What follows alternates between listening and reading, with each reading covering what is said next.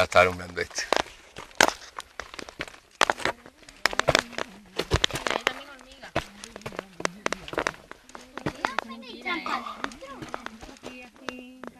¿Pero por qué os metéis trampa adentro? Pues Rafa, que nada más que se te ven los botines fosforescentes. Ha salido un plano. Rafa, chiquillo, sal. Yo me puedo llevar a tu Mira, tú puedes entrar mientras que está Rafa adentro, venga. Salta ahí. Espérate. Vamos. Ahí, venga, agacha la cabeza. A ver.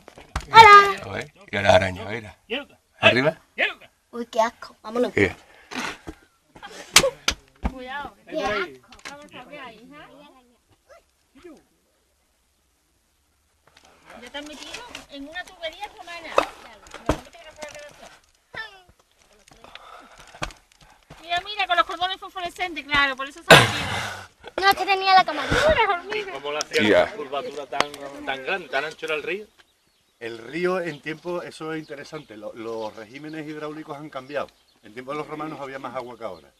Y en tiempos más antiguos mucha más agua. Estos son ríos raros, son ríos mediterráneos que lo mismo van secos, que lo mismo llevan una cantidad de agua que da miedo. De hecho, ¿veis esas cañas en lo alto de la higuera? Ahí ha llegado el agua. Hasta ya llega este invierno, con las lluvias. Para que veáis cómo cambia el régimen de agua. No, yo veo llovido tela. Entonces, Tela no, agua. estos pantanos han sobrevivido, entre otras cosas, porque luego ya fueron reutilizados por los visigodos, por los árabes y por los cristianos, para hacer molinos.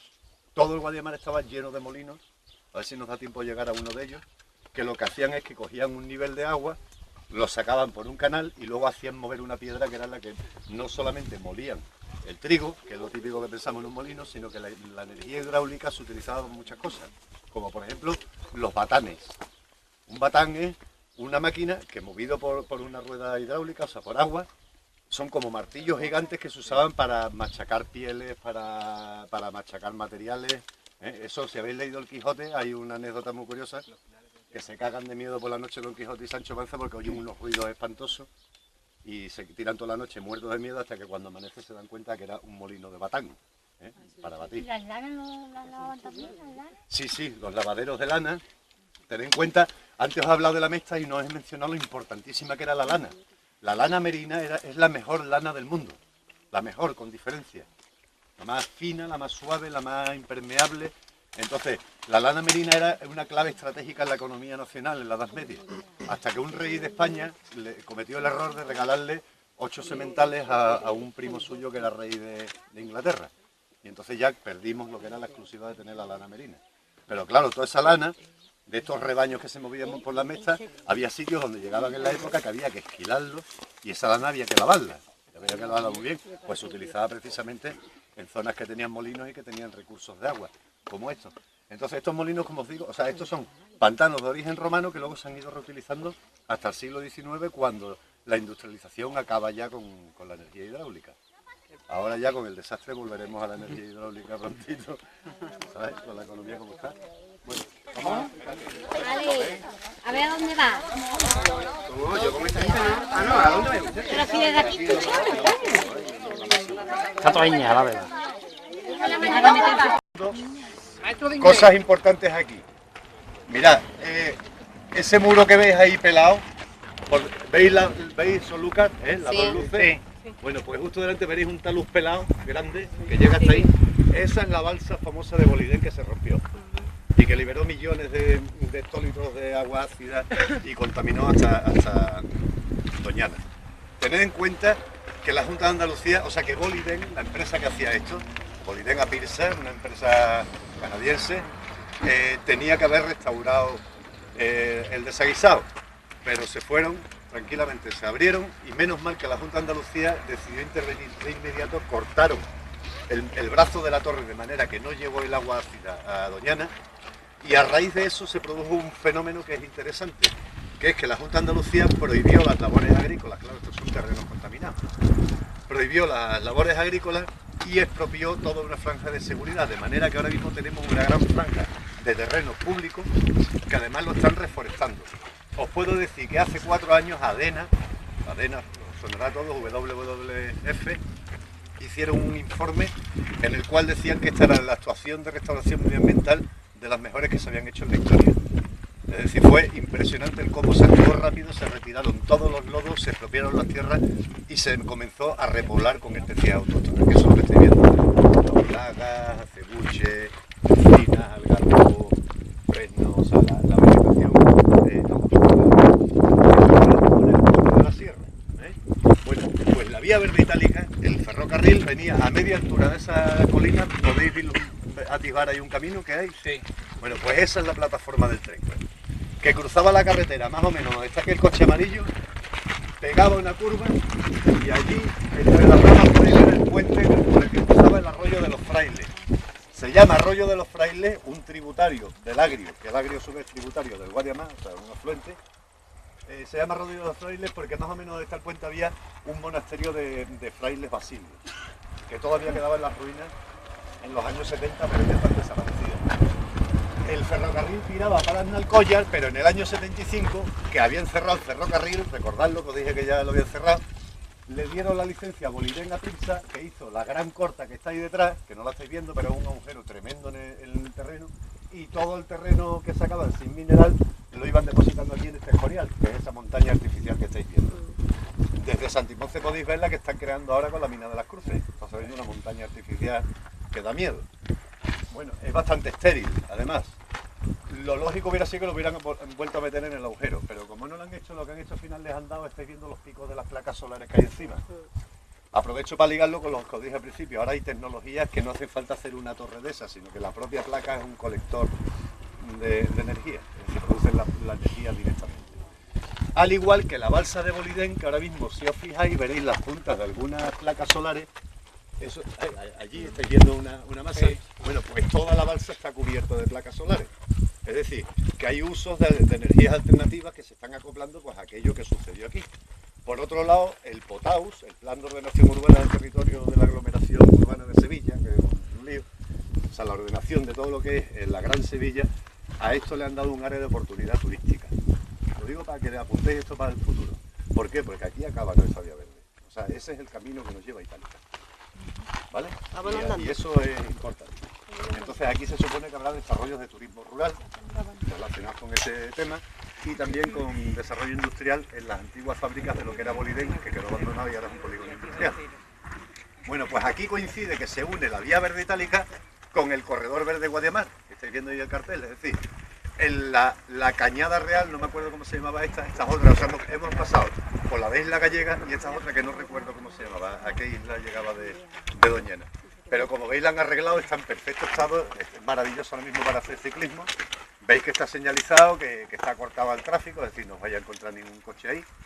Y realmente lo que hace es que recorre todo el Guadiamar, llega hasta la Cuesta de las Doblas, que hay un centro de interpretación, aquella zona está muy bonito, está mejor que hace 20 años, mejor que antes del desastre, porque se ha repoblado muchísimo.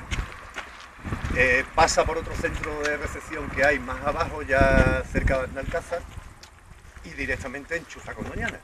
Pero es que esto es importante porque esto es lo que conecta la sierra con Doñana. O sea, esto es un activo medioambiental de primer orden. Es el único corredor que tienen los linces para mezclarse los linces de la sierra con los de Doñana. Es decir, que tiene mucho valor de cara al futuro y lo tiene ya actualmente. Lo que es de desear es que nuestros ayuntamientos luchen y peleen para que la vía verde se complete. La entrada y otro. Sobre todo por el interés que tiene para nosotros, incluso como una posibilidad de gestión de riqueza, ¿no? Bueno. Es que tú no estás acostumbrado. Sí. Esta cañada cruza la carretera y puede seguir andando y puede llegar a Extremadura, si quieres, andando por aquí. Como os recordé antes, que tanto en el Ajarafe como todo este territorio es especialmente rico en caminos de la Mecha, cordeles, cañadas, veredas. ¿Por qué? Porque se van concentrando todos esos caminos que vienen de distintas partes de la sierra hacia el camino a Doñana, que era donde estaban los pastos. Ten en cuenta que cuando se secaba Doñana en primavera era una gran manta de hierba verde, o sea, un sitio ideal para pastar. Bueno, allá hablando del acueducto, aquí vemos uno de los trozos, ahí estáis viendo como la niña va directamente hacia unas ruinas que hay ahí, otras que estáis viendo aquí delante. Son restos de arquerías del paso del acueducto del siglo II, veremos que además que es de ladrillo, no de hormigón, que realmente los romanos podían haber hecho un camino recto desde Tejada hacia Itálica a huevo, como solemos decir. pero era mucho más caro y más complicado hacerlo así que como lo hicieron, que fue desde el Tejada hasta al pie de la sierra, igual que esto, pero ya la provincia de Huelva, y entonces el acueducto lo que hace es que va siguiendo la falda de la sierra, pero literalmente siguiéndola hasta aquí, exactamente aquí era donde giraba, se metía por esta dehesa que se llama Carcahueso, y detrás de esa loma que vemos ahí hemos estado antes en el río Guademar, de donde hemos visto el tramo largo de acueducto. Eso está a escasamente 2,5 kilómetros de aquí en línea recta. Entonces los romanos eran bastante listos para saber que era lo más rentable.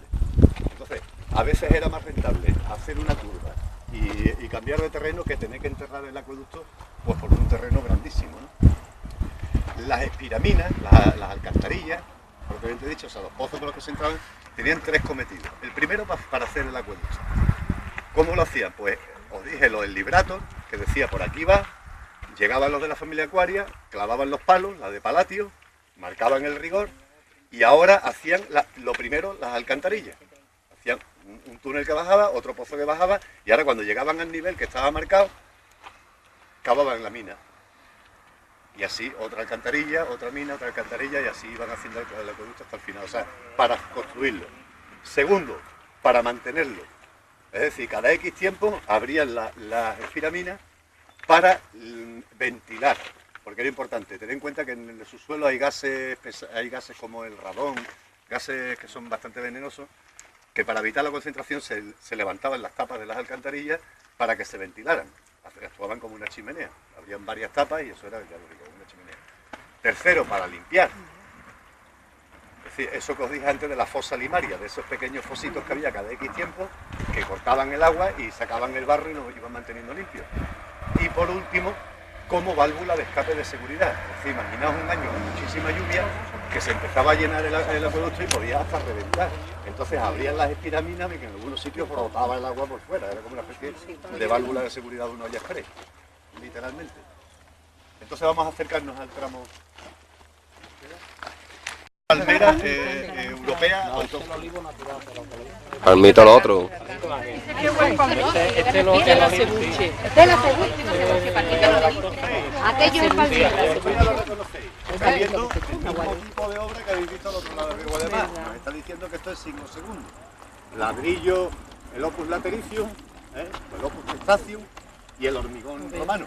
Aquí era donde giraba el acueducto. La curva, ¿no? Aquí, donde pegaba un Ahí la curva. una vez cruzado el río.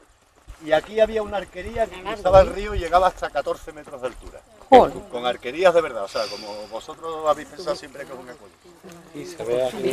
Una morera que es un árbol exótico. Como 4 plantas. Un lago para alimentar los gusanos de seda, Sevilla. Os he criticado lo que hizo la Escuela Taller de Olivares, pero os voy a alabar lo que hizo la Escuela Taller de Narcoya.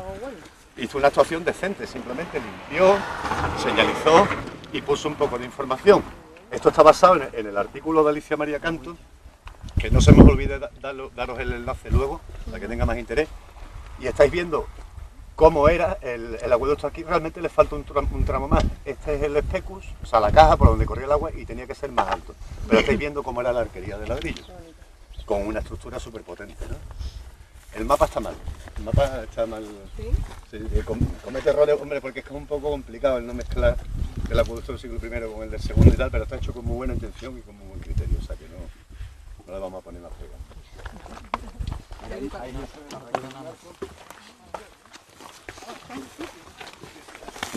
¿Cuánto te queda de memoria? Memoria, hasta los 16 gigas que gasté. Tienen buenas, estos teléfonos que pasa tienen una memoria. Se acaba antes la batería que la memoria.